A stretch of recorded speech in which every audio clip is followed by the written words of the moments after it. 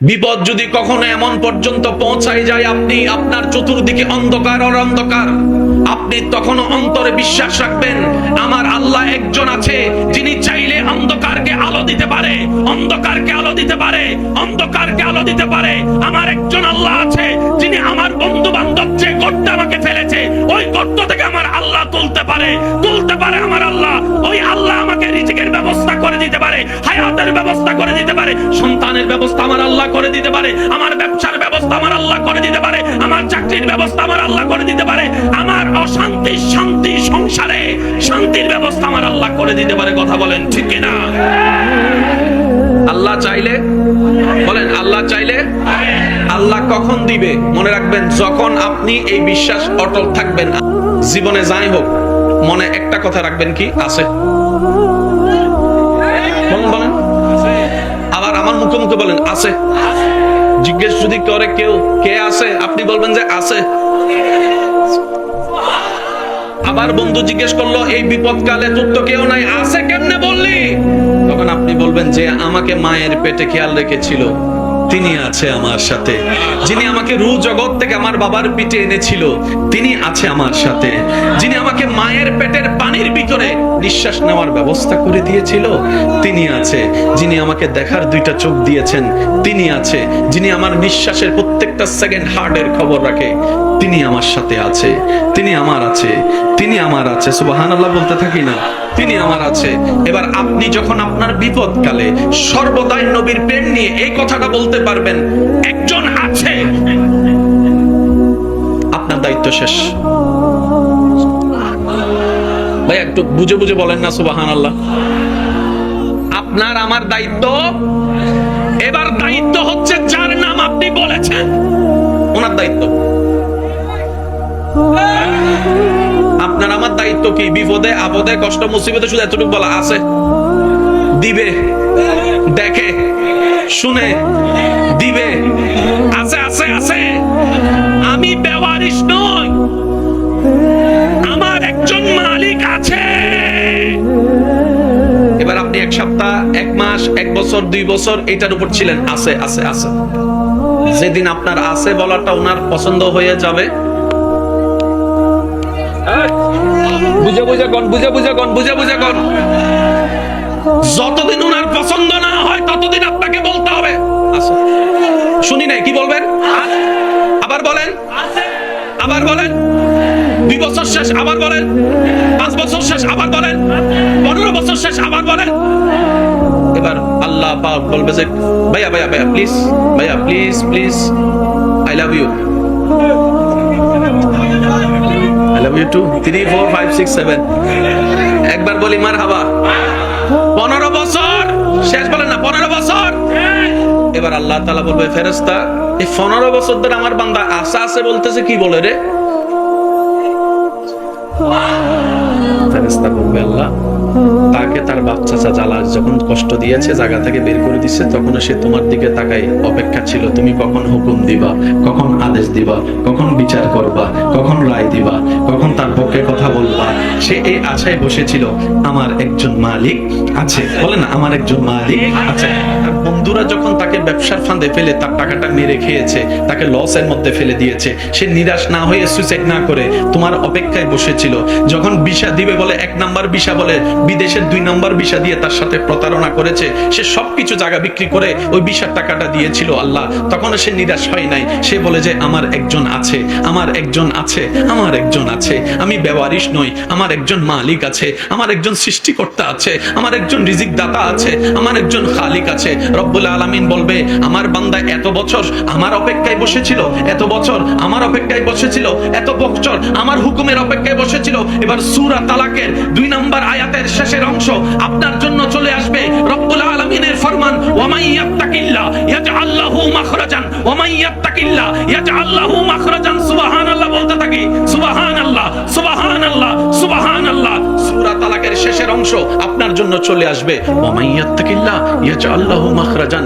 রব্বুল আলামিন বলে, যে কোনো বিপদ আপদ মুসিবতে কষ্টের মধ্যে আমার বান্দা যদি নবীর প্রেমটার সাথে নিয়ে আমি রবের উপর তাওয়াক্কুল করে আমার হুকুমের অপেক্ষা করে আমার উপর ভরসা করে, হে দুনিয়াবাসী জেনে রাখো আমি আল্লাহ ইয়াজআল লাহু মাখরাজান। তার বন্ধু বান্ধব তাকে যে গর্তে ফেলেছে, তার আত্মীয় স্বজন তাকে যে বিপদে ফেলেছে, তার বাবা জেঠা চাচা মামারা যে সম্পত্তি খেয়ে ফেলেছে, আমি আল্লাহ কথা দিলাম ইয়াজআল লাহু মাখরাজান। ওই বিপদ থেকে বের হওয়ার চোখ দেখবে কোনো রাস্তা নাই, বিবেক বলবে কোনো উপায় নাই, সেই জায়গা থেকে আমি আল্লাহ তাকে বের করার ব্যবস্থা করে দিব, বের করার ব্যবস্থা করে দিব, বের করার ব্যবস্থা করে দিব। শুধু তাই নয়, ওয়ায়ারযুকুহু মিন হাইসু লা ইয়াহতাসিব। এমন এমন জায়গা থেকে আমি রাজ্জাক আমার বান্দাকে রিজিকের ব্যবস্থা করে দিব। সে শুধু পাইতে থাকবে আর অবাক হতেই থাকবে, অবাক হতেই থাকবে, অবাক হতেই থাকবে। আমি আল্লাহ দিতে থাকবো, আমার বান্দা নিতে থাকবে। বলেন সুবহানাল্লাহ। আমার বাইরে উত্তর দিবেন আছে? আছে। সবার উত্তর শুনে আছে? দেখে দেখে শুনে, তার মানে চাচা জায়গায় খাইতে দেন চাচারে। জেডারে বলেন মামলা আরো 5টা দিতে।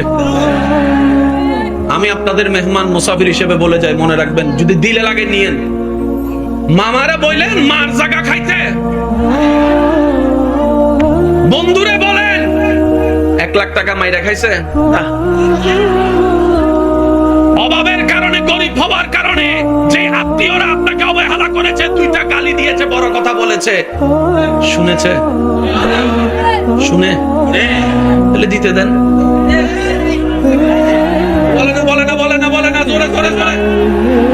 আপনাকে কেউ গালি দিলে আপনার রব শুনে, তো দিতে দেন। আপনার উপর অত্যাচার করলে আপনার রব দেখে, তাহলে করতে দেন। আর রব কখনো গালিদাতার পক্ষে থাকে না, অত্যাচারের পক্ষে থাকে না, মজলুমের পক্ষে থাকে। আপনার যেটাকে বলেন আপনাকে আর অত্যাচার করতে দেখবেন সে জালিম হবে, আপনি মজলুম হবেন, আপনার রব আপনার পক্ষে দাঁড়িয়ে যাবে। যেদিনে আপনার রব আপনার পক্ষে দাঁড়িয়ে যাবে, ইজ্জত আপনার জন্য, সম্মান আপনার জন্য, টাকা আপনার জন্য, শান্তি আপনার জন্য, জান্নাত আপনার জন্য হয়ে যাবে। তুই হাত তুলে তাকাই বলো ঠিক না? আল্লাহু আকবার। উচ্চ আওয়াজ একবার বলি মারহাবা। যে 2জন যুবক আমাকে, 3-4 জন যুবক আমাকে ভালোবাসেন, আবদার করে একটা কথা বলতে চাই, অনুমতি আছে? বলেন অনুমতি আছে? এবার বলেন ধাক্কা খাইলে, সবাই বলতে হবে ধাক্কা খাইলে। তাহলে পাক্কা হওয়ার প্রথম শর্ত ধাক্কা। তো ধাক্কা খাওয়ার জন্য ধাক্কা দেনেওয়ালাও তো লাগবে। এই ধাক্কা দেনেওয়ালা চাচা, জেডা, মামা, নেতা, কেতা, বড় ভাই, কাকা, 2 নম্বরই বন্ধু, কিসের মধ্যে জালিয়াতি, ওদেরকে ধাক্কা দিতে দেন। এবার আপনি বলবেন ভাই আমার কাজ কি? আপনার কাছে একটা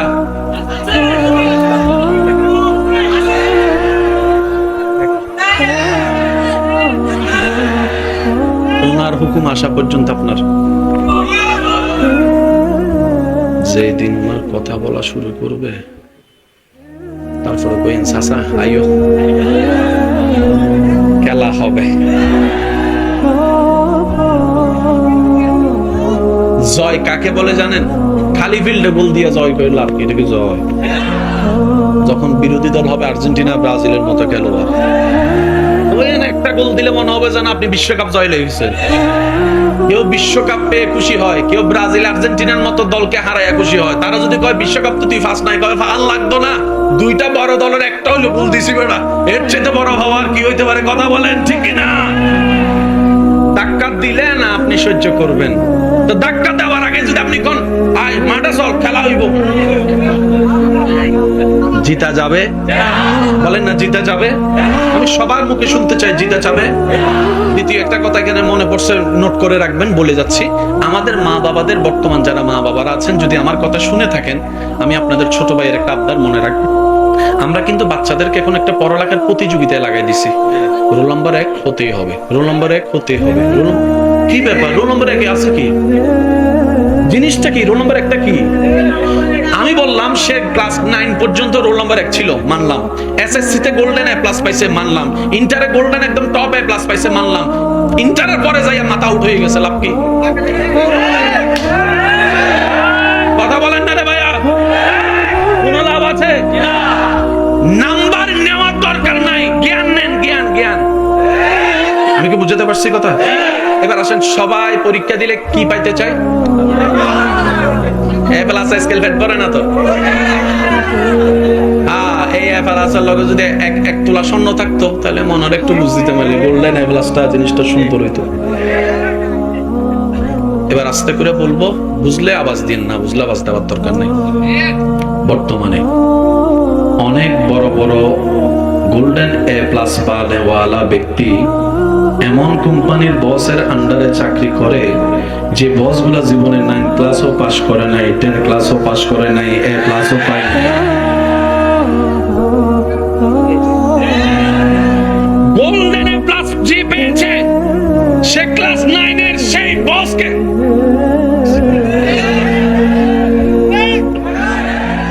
জোরে জোরে জোরে এবার আমাদের বুঝান গোল্ডেন এ প্লাসের দাম কত? এই চিন্তা থেকে আমাদেরকে সবাইকে বের হতে হবে। কথা বলেন ঠিক কিনা? ছোট ছোট বাচ্চারা নার্সারিতে যখন যায়, আপনাদের এখানে দেখলে যদি দেখবেন, ছোট ছোট বাচ্চারা সকালে যখন নার্সারিতে যায়, ব্যাগের বারে যে সাবজেক্ট আপনি আমি ক্লাস 6 7 ও পড়ি নাই, ক্লাস 1 2 এর বাচ্চাকে সেই সাবজেক্ট গুলো দেওয়া হচ্ছে। বাচ্চাদের পড়ারও দরকার, খেলারও দরকার, আছে না নাই? এখন দেখা যায় স্কুলের টাইম শেষ হওয়ার পরে ঘরে আসার পরে খাওয়া দাওয়া করে 10টা মিনিট ঘুমাইতে দেয় না, আরেকজন টিচার চলে আসে। আসরের পরে খেলার টাইমে আরেকজন টিচার লাগাই দেয়, মাগরিবের পরে টিচার আরেকজন লাগাই দেয়। সারাটা দিন পড়তে পড়তে ছেলে চলে যায়, বাচ্চাটা খেলা করার সময় পেবে তো পাবে কোথায়? তো সে ছেলে, সে বাচ্চা মোবাইল না টিপে আর কে জিতবে? কিছু কথা বলে না, কষ্ট নিয়ে না আমার কথাই। শহরের বাচ্চাদের চাইতে গ্রামের বাচ্চারা বেশি। কেন জানেন? তারা ছোটবেলার থেকে মাটিতে পড়ে, গাছ থেকে পড়ে, এমনি থেকে পড়ে। আর শহরের গুলা যারা আছে দেখবেন কোথাও বাইরে হইতে পারে না। আমার ভাইয়া কয় ফার্মের, ফার্মের আওয়াজ দিয়ে বলেন ঠিক কিনা? এবার ফার্মের মুরগির রান্নার ঝোল কি রকম, দেশি মুরগির ঝোল কি রকম, এটা আপনি নিজে বুঝেন। ফার্মের মুরগি ধরার আগে আর দেশি মুরগিটা। অনেকে গ্রামের মানুষকে হেয় করে, শহরের মানুষ নিজেকে দাবি করে। আমি বলি ভাই, শ্রদ্ধার সাথে আপনার পূর্বপুরুষকে দেখেন, হয়তো বাবা না হয় দাদা কোনো না কোনো গ্রাম থেকে শহরে গিয়েছিল, কোনো না কোনো গ্রাম থেকে শহর থেকে গ্রাম হয় নাই, গ্রাম থেকে শহর। এবার বলেন, শহর সিনিয়র না গ্রাম সিনিয়র? যারা শহরে থাকে 20-30 বছর, শেষ পর্যন্ত একটু প্রাণ ভরে নিঃশ্বাস নেওয়ার জন্য বছর 1-2 বার হলো গ্রামে আসে। সেজন্য গ্রামকে কখনো আন্ডার এস্টিমেট করা যাবে। আমার মা বাবা যারা আছেন, ভাই বোনেরা আছেন, একটু মনোযোগ দিয়ে শুনবেন। আপনার বাচ্চাদেরকে রোবট বানায়েন না, মানুষ বানান। তাদেরকে একটু ধাক্কা খাইতে দেন, একটু মাটিতে পড়তে দেন, একটু তাদেরকে খেলা করার সুযোগ দেন, একটু কথা বলতে হবে ভাইয়া, ঠিক কিনা? মিশতে দেন। হ্যাঁ, সৎসঙ্গটাও আপনি বাছাই করে দিবেন, অসৎসঙ্গ কিনা সেটাও আপনাকে একটু নজরদারি রাখতে হবে, কারণ আপনি মা, আপনি বাবা, আপনি অভিভাবক। কথা বলেন ঠিক কিনা? আল্লাহ আমাদের সবাইকে একটু বুঝার তৌফিক দান করুন। এবার বলেন, আমার একজন, ছুটলে হবে না তো, আমার একজন, আমাদের একজন, সেই তিনি, বলেন সেই তিনি অন্য নবীর উম্মত, উনার বান্দা ছিল, কিন্তু উনি ওদের জন্য যতটুকু দয়াবান ছিলেন না, আমাদের জন্য।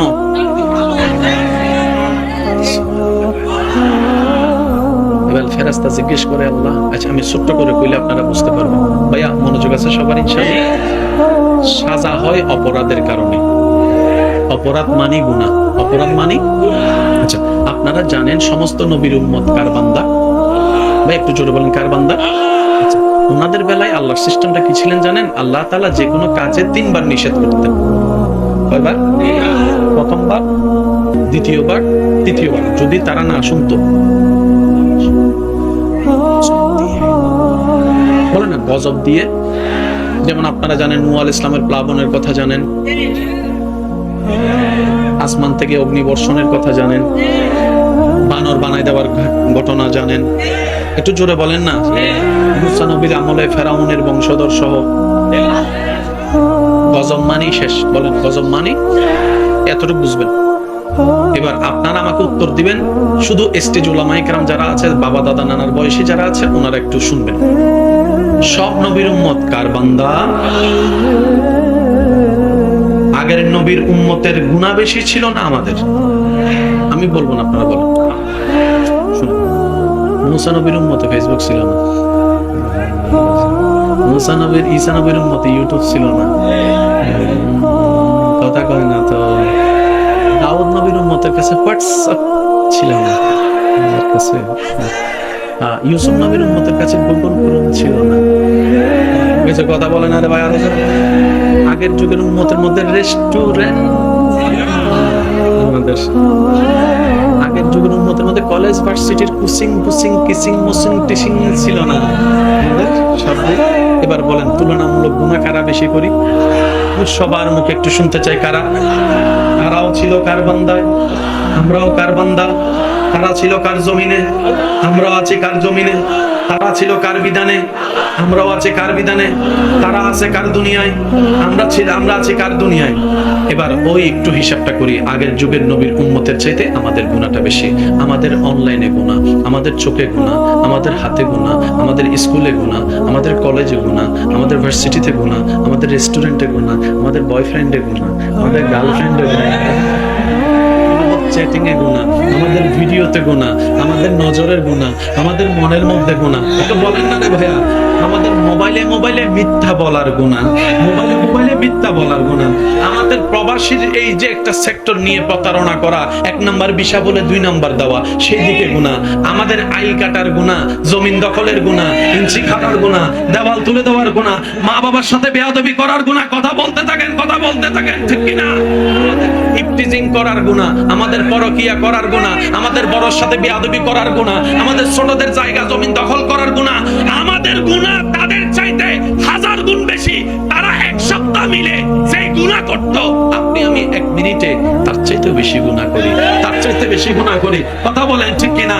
তখনও এই জমিন ছিল, এখনো যে জমিনটা আছে, তখনও সেই সূর্য ছিল, এখনো যে সূর্যটা আছে, তখনও সেই চন্দ্র দেখেছে, এখনো যে চন্দ্র আলোকিত করছে, তখনও জিবরাইল ছিল, এখনো জিবরাইল আছে। আমি সবার মনোযোগ চাচ্ছি, আমার নবীর উম্মত যারা আছেন, নবী রাহমাতুল লিল আলামিনের উম্মত, সবার একটু মনোযোগ চাচ্ছি। এবার আসমান বলে, জমিন বলে, আল্লাহ তোমার জমিনে তোমার বান্দারা তোমার আদেশ অমান্য করে গুনার পর গুনাহ করে যাচ্ছে। সকালে গুনাহ, দুপুরে গুনাহ, বিকেলে গুনাহ, রাতে গুনাহ, সন্ধ্যায় গুনাহ, ঘরে গুনাহ, বাহিরে গুনাহ, কলেজে গুনাহ, ভার্সিটিতে গুনাহ, এখানে গুনাহ, সেখানে গুনাহ। আল্লাহ তারা গুনায় ভরপুর। এমনকি রাতে যখন ঘুমাইতে যায়,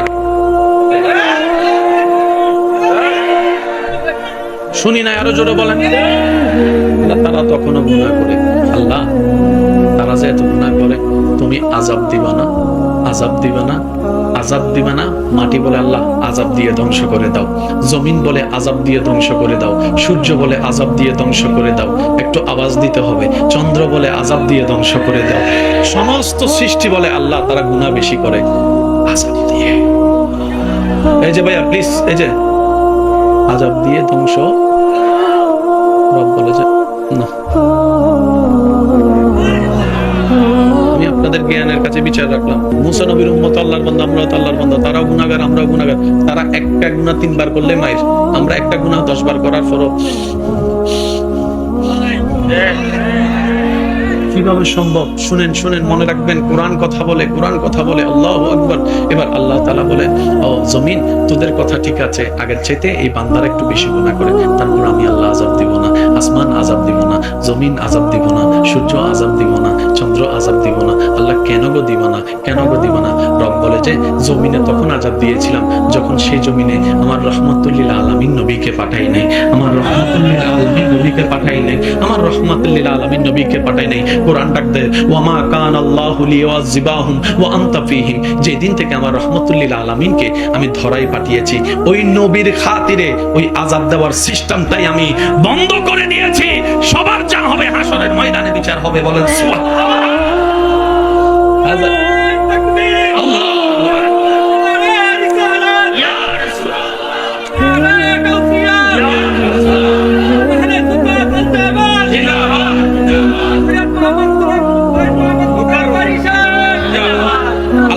খাতিরে আমাদের সবাইকে মাফ করে দিন।